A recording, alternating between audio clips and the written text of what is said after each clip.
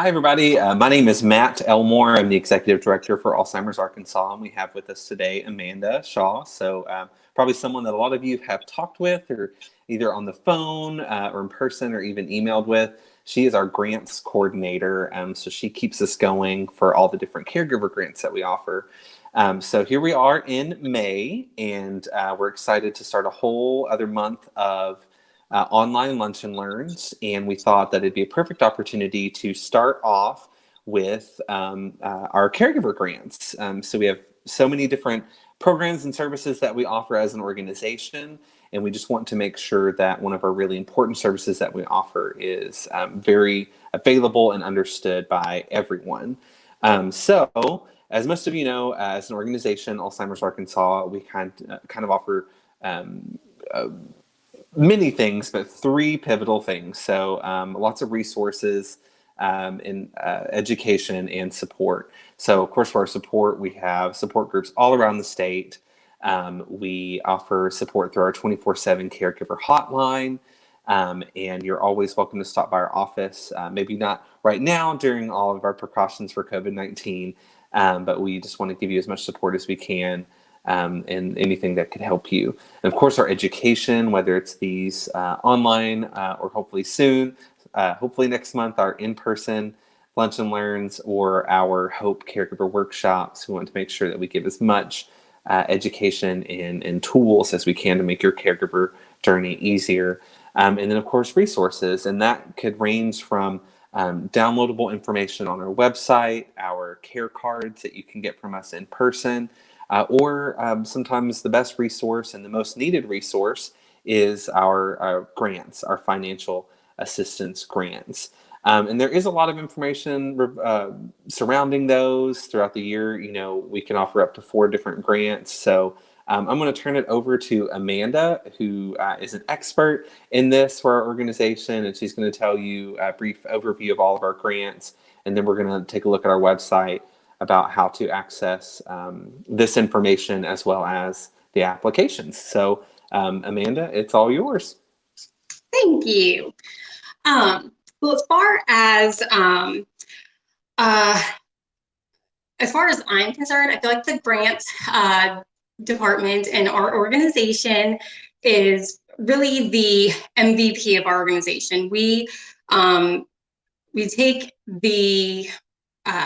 we give funds directly to the caregivers that really need them most. And a lot of times it's, it means the difference between groceries on the table and electricity bill paid. And it's something that I feel very fortunate that our organization gets to do.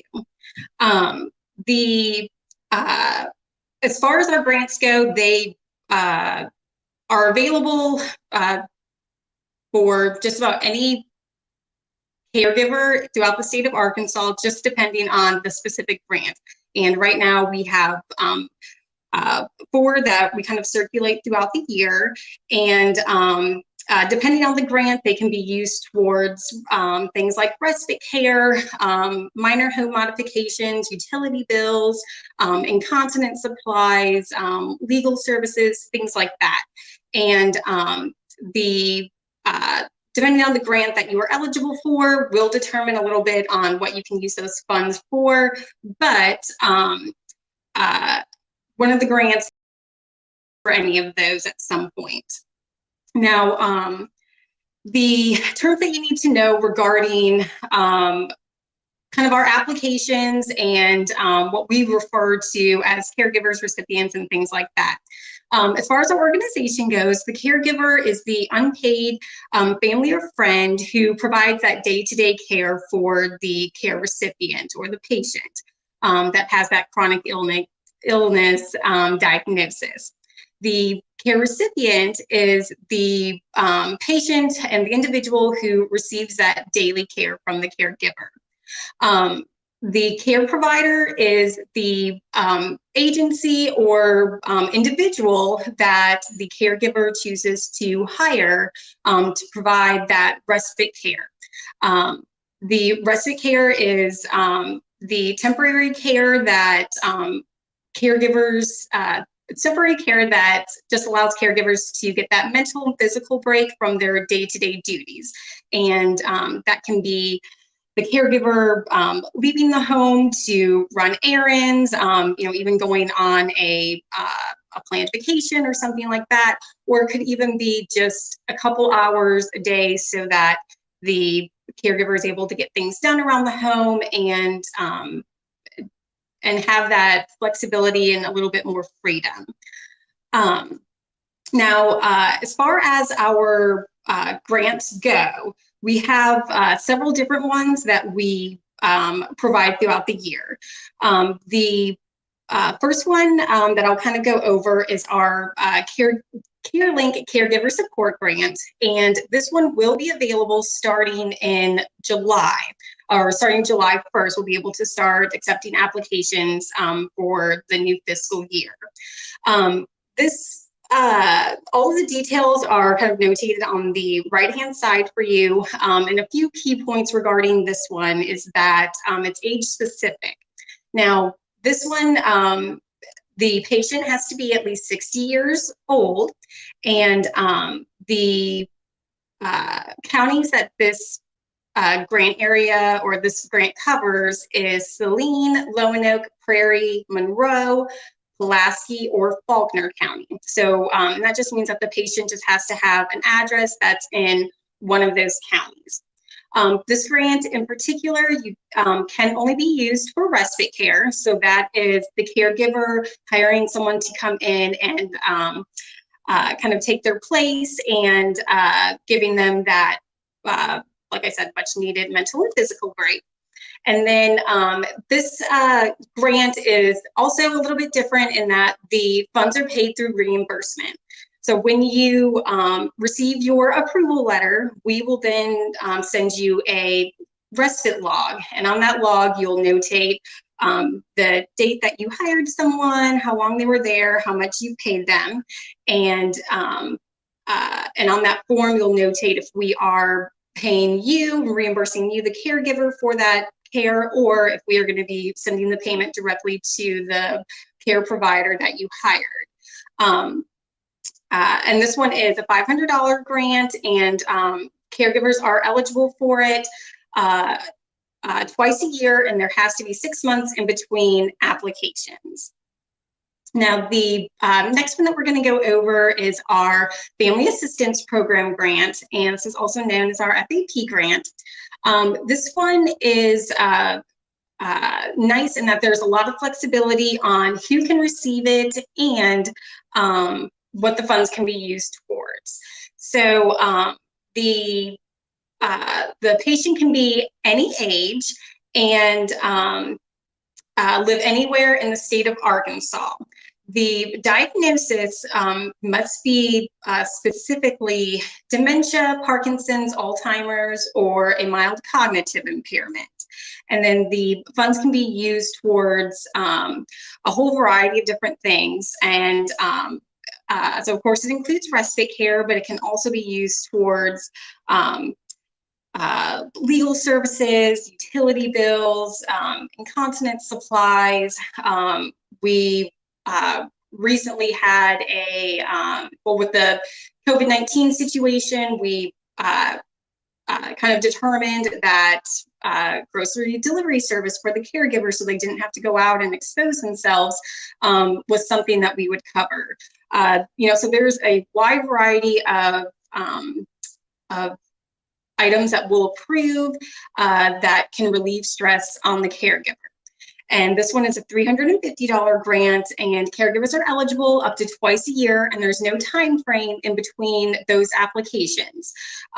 The funds for this one is paid upon approval. So when you, after you submit your application, you'll get your approval letter, the $350 check, and a respite log.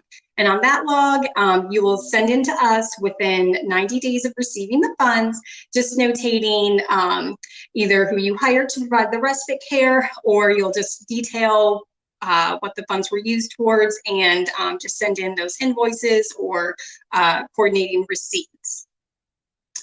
The next grant that is also a grant that is coming soon. We don't have a specific date just yet, but we are anticipating soon. This is our DHS Lifespan Respite Grant. This is a $250 grant that caregivers are eligible for once a year, and the patient can be any age and live anywhere in the state of Arkansas. But this one is for respite care only.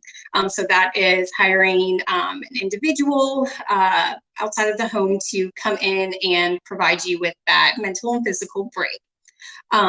This one, the funds are also paid upon approval, so you'll receive a very similar log with the approval letter and the check where you'll just notate who you hired and all of the details surrounding those service dates by the provider, and that is submitted back to us, and we can get that grant closed out for you. The next grant, or the last grant that we offer is our newest grant right now, is our emergency response grant, and known as our COVID-19. This one, does have an age requirement that the patient must be 60 years or older, but it is open for any caregiver that is in the state of Arkansas that has experienced employment or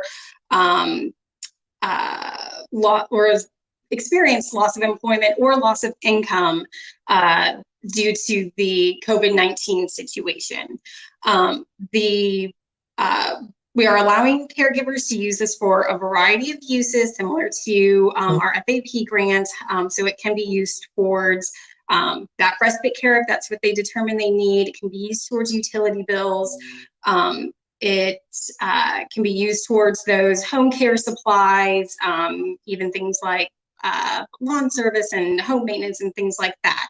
And then this one is a $100 grant, and you will receive the $100 check upon that approval. This one is special in that we don't require any follow-up from the caregiver, so there's no receipts or documentation that has to be submitted along with or to close out this grant, but it is paid upon that approval. Now, to apply is very simple. We've kind of made the process very easy for our caregivers.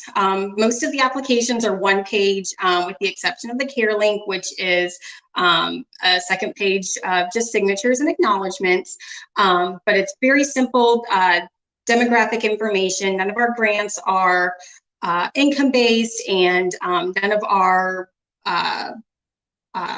caregivers are required to have any specific or lack of employment or income or anything like that. With the application, we just need a certified diagnosis sent in from the doctor or physician, just stating what the patient has been diagnosed with, and our goal is to get our applications in and out the door within 10 business days.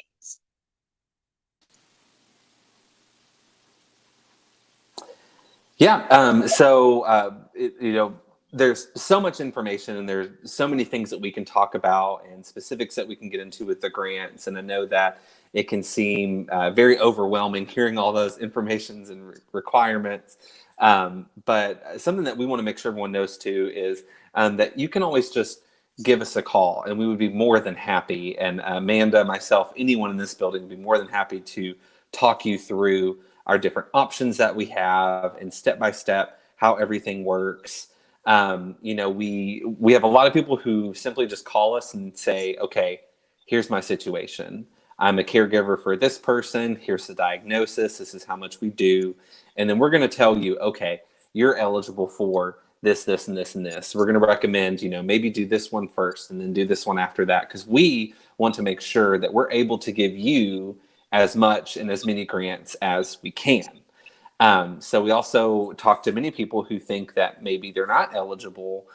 So we like to tell a lot of people, don't deny yourself, because you never know. There may be, if it's not something we can do, we may know a resource either statewide or in your area that would have funds to help you if we're not able to do that, or more funds to help you after you've used our funds.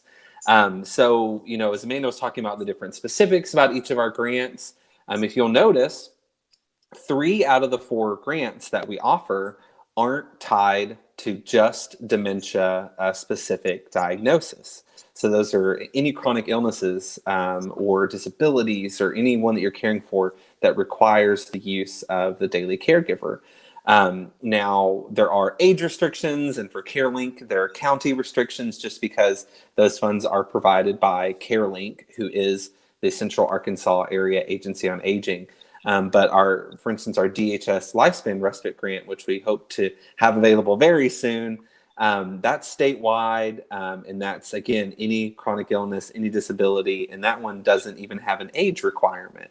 So I just wanted to put that out there and give that another disclaimer to definitely please give us a call so we can make sure that we are offering and that you're educated and you have all the information that you need to get as much help as you can.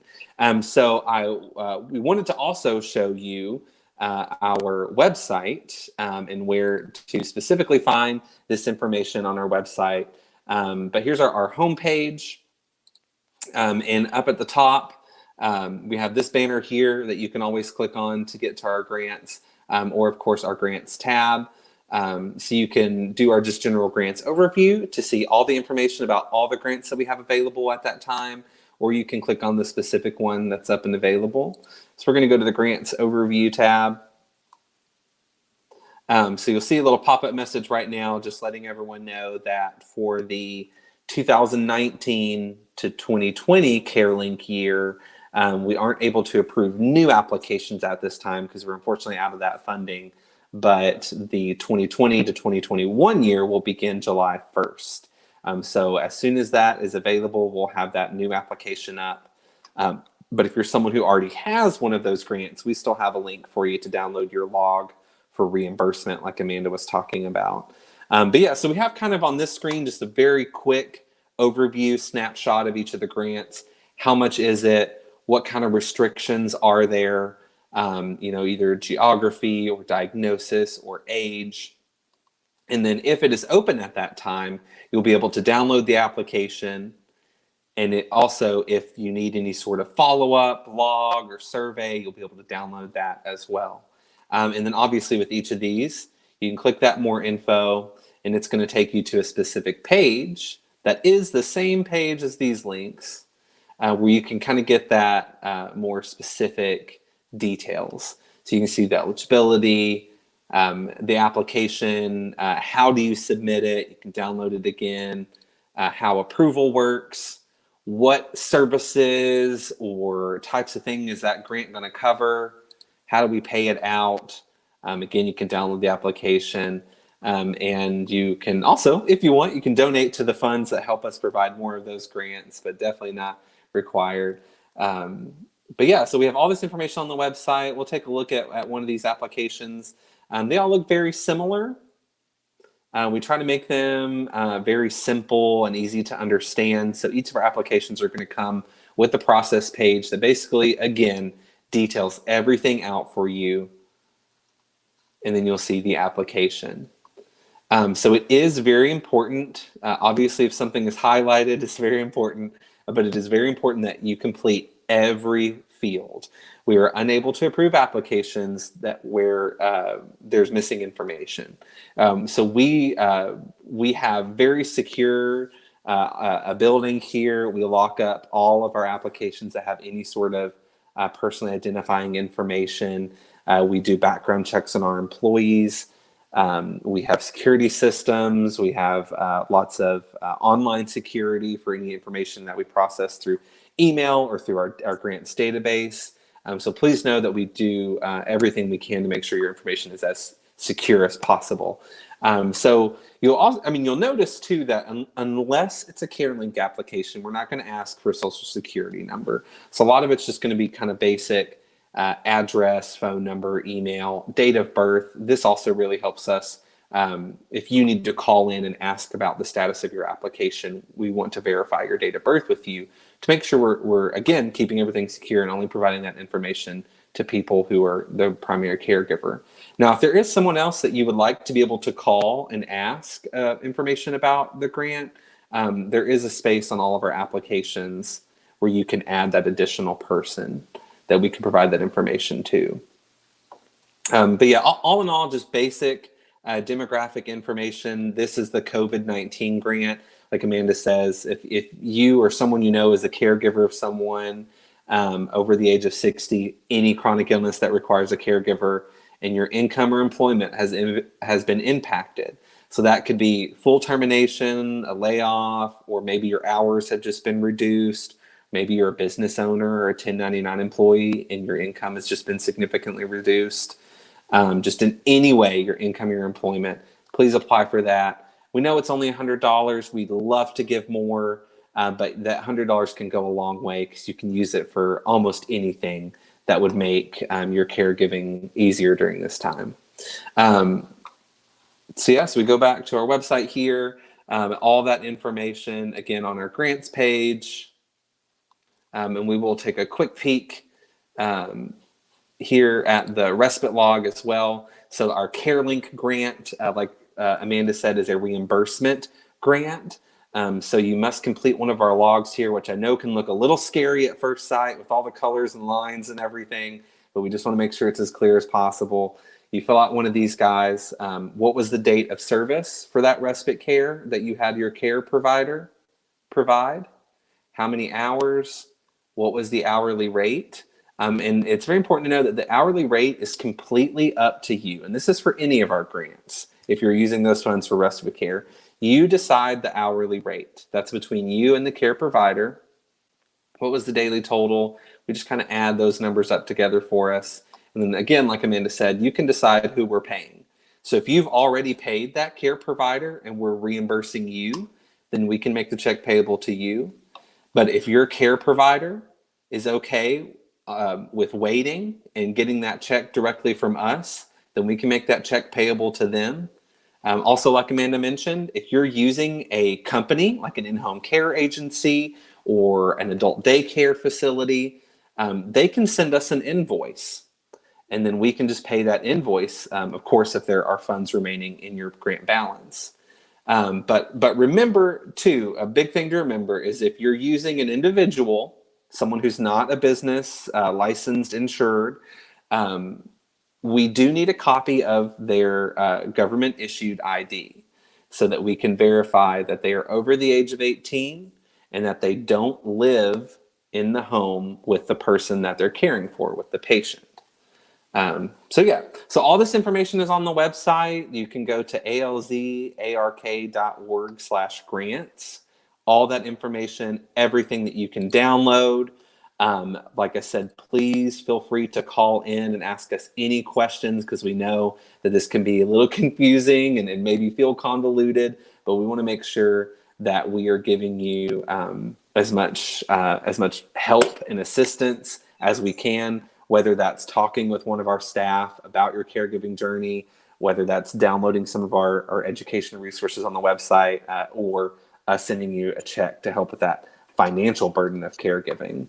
I'm going to switch over now to look at the comments to see if we have any questions. So kind of answered this, but we'll bring it up again. Question from Penny. When a caregiver utilizes respite, do they have to use certain individuals or companies?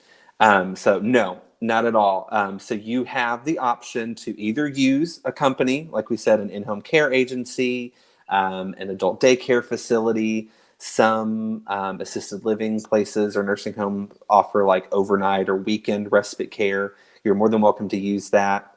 Or any individual, so friend, family member, we joke, we say mailman, whoever. If you trust them, that's your choice for your patient, your loved one that you're caring for. They just need to be over the age of 18 and not live in the home with the patient, the care recipient, your loved one that you're caring for.